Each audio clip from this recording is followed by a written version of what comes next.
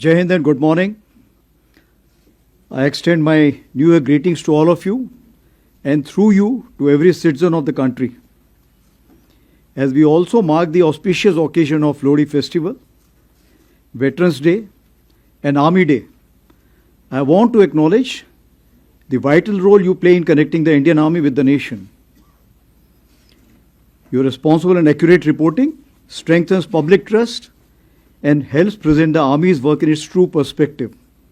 Of course, Operation Sindhur was a witness to both, that is the patriotism and over-enthusiasm. So the past year saw a sharp rise in the number and intensity of armed conflicts worldwide. These global shifts underline a simple reality. Nations that stay prepared prevail. In this backdrop, Operation Sindhur, India's calibrated and resolute response to cross-border terrorism, demonstrated our readiness, precision, and strategic clarity. Through our various initiatives, as part of JAY, that is Jointness, Atmanirbharta and Innovation, clarion call given by Honorable Prime Minister in September 25, Year of Reforms, given by Honorable Raksha Mantri in January 2025, and Indian Army's own decade of transformation, we can be justifiably very satisfied with the progress made during the year 2025. Now let me take on one by one, especially with the security issues. Northern Front. The situation along the Northern Front remains stable, but needs constant vigil. Apex level interactions, renewed contact, and confidence building measures are contributing to gradual normalization of situation that has also enabled grazing, hydrotherapy camps, and other activities along the northern borders. With our continued strategic orientation on this front, our deployment along the line of actual control remains balanced and robust. Concurrently, capability development and infrastructure enhancement are progressing through a whole of government approach. As regards the Western Front, following the Pahalgam terror attack, a clear decision to respond decisively was taken at the highest level. Operation Sindhur was conceptualized and executed with precision. Through 22 minutes of initiation on 7th May and an orchestration that lasted 88 hours up to 10th May, the operation reset strategic assumptions by striking deep, dismantling terror infrastructure, and puncturing the long-standing nuclear rhetoric. The Army successfully destroyed 7 out of the 9 targets and thereafter played a pivotal role in ensuring calibrated response to PAK actions. As you may be aware, Operation Sindhur remains ongoing. Any future misadventure will be resolutely responded to. Here I must acknowledge the proactive role of all stakeholders at the national level, including CAPFs, interagencies, civic bodies, state administration, and other ministries, whether it's MHA, Maiti, Railways, and many more. Operation Sindhur was the best example of tri-service synergy under clear-cut political directive and full freedom to act or respond. In J&K, since 10th May, the situation along the Western Front and J&K remains sensitive but firmly under control. In 2025, 31 terrorists were eliminated, of which 65% were Pakistan origin, including the 3 perpetrators of the Pahalgam attack neutralized in Operation Mahadev. Active local terrorists are now in single digits. Terrorist recruitment is almost non-existent, only 2 in 2025. Clear indicators of positive change in J&K include robust development activity, revival of tourism, and peaceful Sri Amarnath Yatra, which saw more than 4 lakh pilgrims, exceeding the 5-year average. The theme of terrorism to tourism is gradually taking shape. As regards the Northeast, neutral, transparent, and decisive actions by security forces, along with many proactive government initiatives, have led to a marked improvement situation in Manipur during 2025. Peaceful conduct of Durand Cup, resumption of cultural festivals like Shiroi Lili, Sangai, and renewal of suspension of operations, that is SU, with Kuki insurgent groups in September 25, have been key markers of stability. In response to turbulence in Myanmar, a comprehensive multi-agency security grid comprising of Assam Rifles, Army and Home Ministry is working towards insulating the Northeast from spillover effects. With successful conduct of phase 2 elections in Myanmar, we should be able to engage each other more effectively now. As regards the HADR, Humanitarian Assistance and Disaster Relief, the Army operated across 2 neighboring countries and 10 states. It rescued over 30,000 people, and during the Punjab floods in Pathankot, some of you would recollect the daring rescue of the CRPF personnel by an Army aviation helicopter from a collapsing building. In the border states, where I have delegated full authority to my div commanders, the Army was able to act even before formal requests were received from states. This reaffirms our role as the natural first responder during HADR crisis. Here, I must mention 14 Rajrif, Dharali, Uttarakhand, which lost 1 JSO 9 other ranks, continued to focus on the complete rescue operation and coordination at the initial stages. And that's what is the military motivation all about. Our 17 HADR bricks which we have planned are gradually taking shape pan-India. Now the battle of the future will not be won by a single arm or even a single service. It will be a national level enterprise. The Honorable Prime Minister captured this vision through the mantra of Jai, where jointness integrates our effort, Atmanirbharta empowers our capability, and accelerated innovation drives ideas into action. So based on the lessons drawn during Operation Sindhur and in line with the Indian Army's belief that change must come at the velocity of relevance, we prefix the verb acceleration to all our nouns, that is, initiatives. We followed what Subhash Chandra Bose once said, no real change in history has ever been achieved by discussions alone. It was a call for action, and I am happy to say that with guidance from the highest level, full trust of our Honorable Raksha Mantri, and encouragement from all stakeholders, the Indian Army has made significant strides. I shall now touch upon some important tangible updates on the 5 pillars of decade of transformation. Herein I must mention that the urgency for change has been catalyzed by the middle level officers of Indian Army and not by top down for a change. So the first pillar, that is the force restructuring, focuses on reviewing organizational structures to enhance multi-domain combat potency and utilize tail as teeth sharpener. This is a different term, tail as a teeth sharpener. Therefore, we have adopted a spiral development approach centered on organization as well as equipment.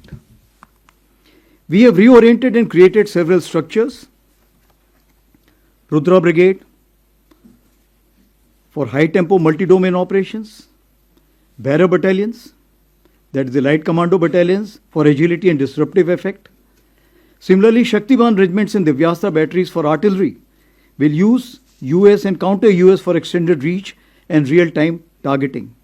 Ashni platoons of infantry platoons and some other organizations which are on the design board as of now will enhance precision, surveillance and strike options at the tactical as well as operational level. All of this will enhance our cumulative combat effectiveness.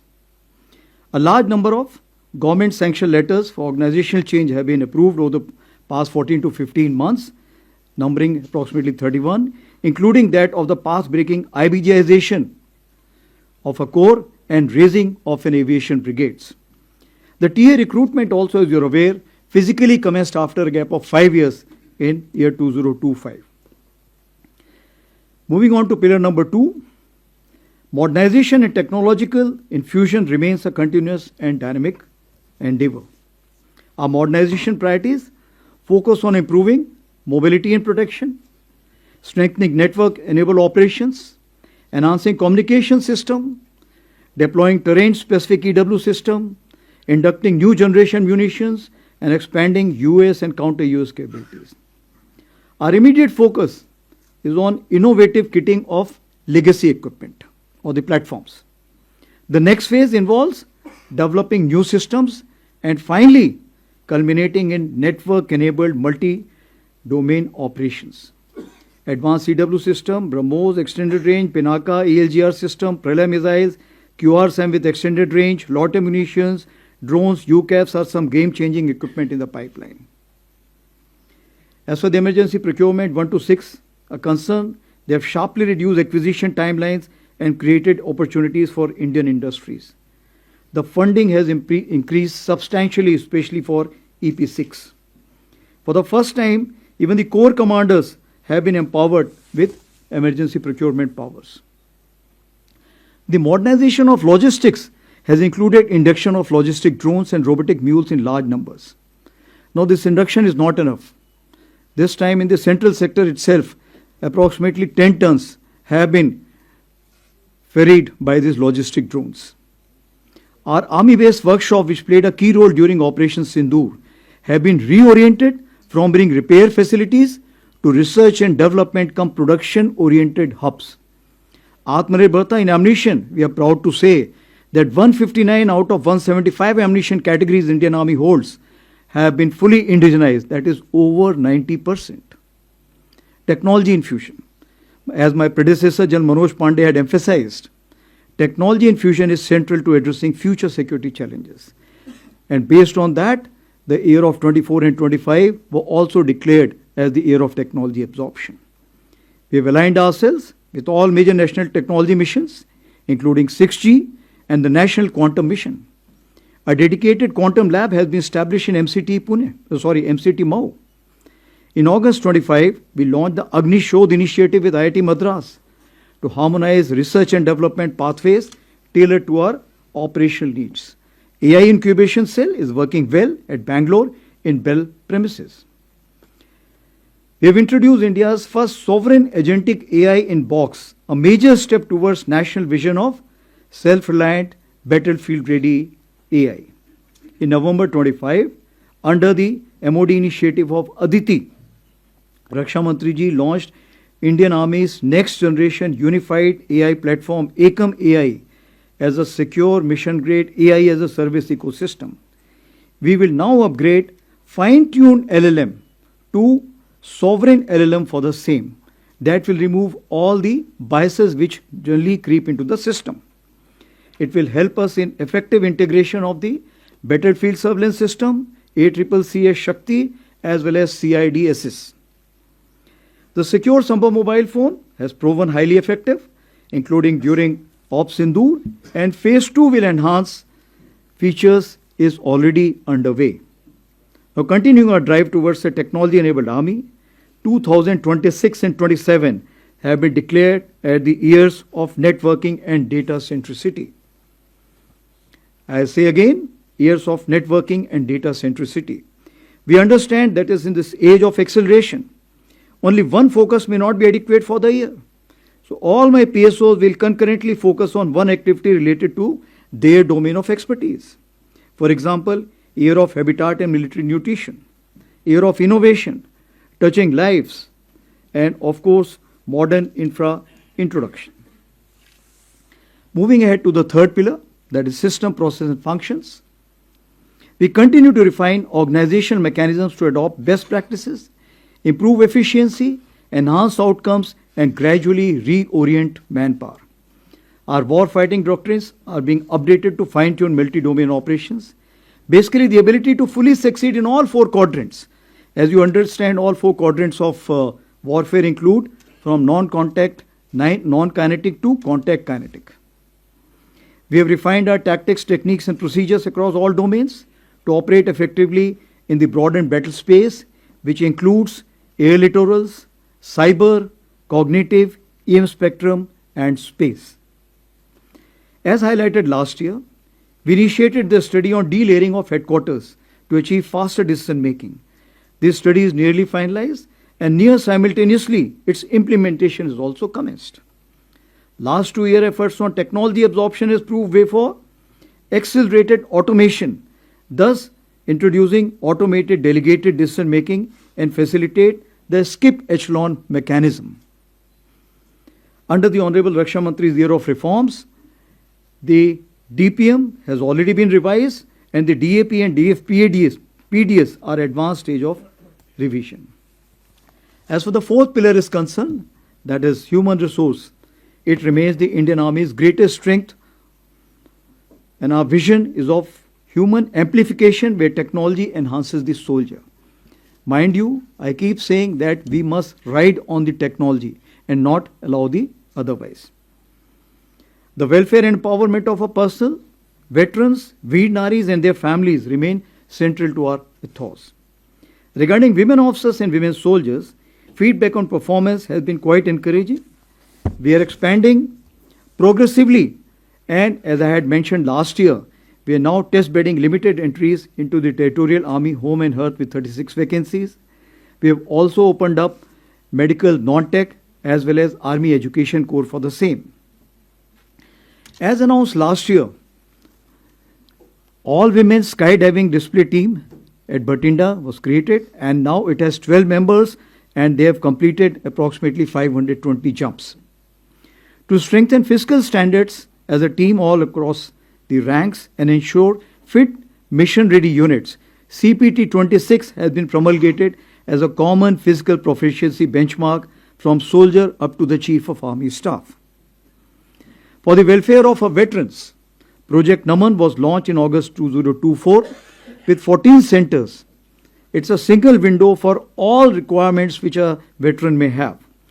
It has from 50 it has expanded to 100, and the 100th one will be inaugurated while at Jaipur by the Raksha Mantri ji during the occasion of the Army Day Parade. It's a great example of whole of nation approach, partnership with Sparsh, Maiti and private banks, HDFC Bank, Axis Bank. I would also like to thank the 9 banks who have supported our initiative of providing rupees 1 crore accident insurance to our soldiers and veterans, of course, with various preconditions. As regards veterans, all army commanders have personally reached out to all the governors and the chief ministers of various states for the convergence on veterans' welfare and their role in nation building. Veteran Achiever Awards has got a traction where we are already going to achieve 150 at the time of Army Day Parade. As for the jointness integration is concerned, the fifth pillar, Operation Sindhur was a powerful demonstration of coordinated joint service planning and execution. The mandate for jointness and integration has been clearly defined at the highest level. As you are aware, we are progressing towards integrated structures in form of theatre commands. This is a deliberate, consultative and well-synchronized process to which the Indian Army is fully committed from day one. Now to expand the arc of jointness, multi-domain synchronization, accordingly the Army has expanded its arc of jointness to deepen cooperation with CAPFs and multiple ministries. Communication support has been extended to forward CAPF units, about 40 BSF and ITBP units, integrated into the Army's network for spectrum, that is NFS. We are examining common chains for ammunition, health, services and supply systems. As for effective multi-domain operations execution, deeper civil-military industry collaboration will be essential. We have conducted convergence capsule at 28 locations along the border states, especially 8 border states where over 700 attendees from the civil side have been there. Even the Higher Command course, which is a classified course, has been opened up for 2 weeks this year for 40 participants from the policy, academia as well as the industry. Now in capability building development, the academia industry military troika remains central. The Army has shed traditional inhibitions and continues to reach out sharing concepts, sending officers on deputation and opening ranges and testing facilities to the industry. We do encourage veterans to act as a bridge between services and industry as well as academia. We are supporting the funding startups and have started the Army internship program across 8 verticals. We are happy to note that over 50,000 applications were received for 50 vacancies for the period of Jan to June 2026. And aligned with India's foreign policy vision of Vishwabandhu and Vishwamitra, the Indian Army has firmly established itself as a proactive instrument of military diplomacy. We remain a leading contributor to UN peacekeeping with over 4,000 personnel, including more than 100 women peacekeepers deployed across 9 out of 13 missions. Our recent engagements include 3 high-impact President-setting events. The first ever conference on women peacekeepers, Women in Peacekeeping, a Global South Perspective. This was a conclave of Global South held in Feb 2025. The United Nations Women Military Officers Course and Military Medicon with 42 officers from 15 countries in August. And the first ever United Nations Troop Contributing Countries Chiefs Conclave, which brought together senior military leadership from 32 troop contributing nations. Now, these initiatives reinforce India's trusted role in global peace and stability. Recently launched Friends for Life website is now getting major traction. It is to connect all friendly foreign countries officers attending courses in India for lifetime connectivity. As regards nation building, our efforts are aligned to four broad lines of effort: border area development, catalyzing economic growth, self-reliance, HADR, and ecological conservation and sustainability. These initiatives leverage the Army's outreach, presence and organizational strength to advance national priorities. Now, guided by the philosophy of Prakriti Sang Sena, Suraksha Bhi, Sarakshan Bhi, the Army has undertaken major ecological and sustainability initiatives. Our 10 ecological task force battalions have planted 10 crore saplings. For better coordination, in October 2025, Ministry of Environment and Forests has nominated Major General rank officers as wildlife wardens in each of these states. We are very closely involved in two conservation efforts, the Great Indian Bustard and the Snow Leopard. As regards sports, 88 international and 457 national medals have been won by Indian Army, which include the 18 boys and 2 girls sports company raised by Indian Army. So overall, as we concluded 2025, I feel that in 2026 we will be able to steadily progress towards a different Indian Army, capable of thinking smart, seeing all, striking deep, moving fast, connecting domains, controlling or coordinating information, standing resilient, and most importantly, winning together with support from each of our countrymen. मैं देशवासियों को आश्वस्त करना चाहता हूं कि भारतीय सेना हर परिस्थिति में सक्षम, सजग और संकल्पबद्ध है, जो हर चुनौती का सामना पूर्ण तैयारी, अनुशासन और आत्मविश्वास के साथ करने के लिए सदैव तत्पर है. राष्ट्र की सुरक्षा हमारी सर्वोच्च प्राथमिकता है. थैंक यू एंड जय हिंद.